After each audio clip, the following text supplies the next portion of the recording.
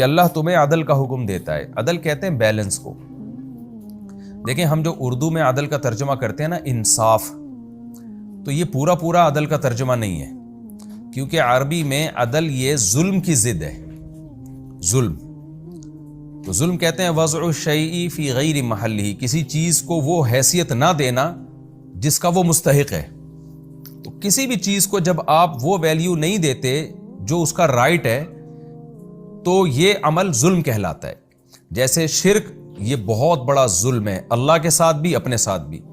اپنے ساتھ کیا ظلم ہے کہ آپ پر بھی حق ہے کہ آپ ایسا کام نہ کریں کہ آپ جہنم میں جانے کا ذریعہ بن جائیں، اپنے آپ کو جہنم کی آگ کا مستحق بنا دیں.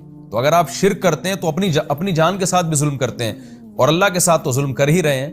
اب دیکھیں حقیقت میں تو اللہ کے ساتھ کوئی ظلم نہیں کر سکتا نا، اللہ تھوڑی مظلوم بن سکتا ہے، اللہ تو طاقتور ہے. لیکن جب آپ ظلم کا عربی میں جو مطلب بنتا ہے وہ سمجھیں گے تو پھر یہ ظلم اللہ کے ساتھ بھی ہو سکتے. کیا مطلب؟ اللہ جس چیز کا اہل ہے اور جس چیز کا حقدار ہے وہ حق اللہ کو نہ دینا. تو اللہ حقدار اس بات کا ہے کہ جب وہ کائنات کا خالق ہے اور سارے اختیارات اسی کے پاس ہیں، تو عبادت میں اس کے ساتھ کسی کو شریک کریں گے تو یہ اللہ کے ساتھ ناانصافی ہوگی.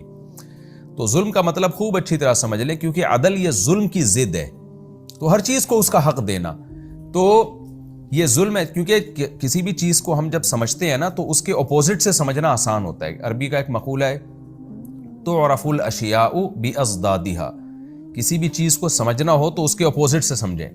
عدل سمجھنا ہے تو ظلم سے سمجھیں آپ، اندھیرے کو سمجھنا ہے تو روشنی سے سمجھیں، کالا رنگ سمجھنا ہے تو وائٹ کلر سے سمجھیں آپ کے وائٹ کا اپوزٹ بلیک ہوتا ہے.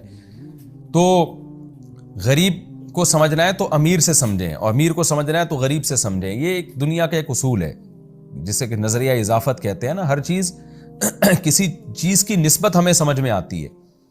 تو پستی کو سمجھنا ہے تو بلندی سے سمجھ میں آئے گی، کنجوسی کو سمجھنا ہے تو سخاوت سے سمجھ میں آئے گی. تو عدل سمجھنا ہے تو ظلم. تو ظلم کہتے ہیں کسی بھی چیز کو وہ رائٹ نہ دینا جس کا وہ مستحق ہے.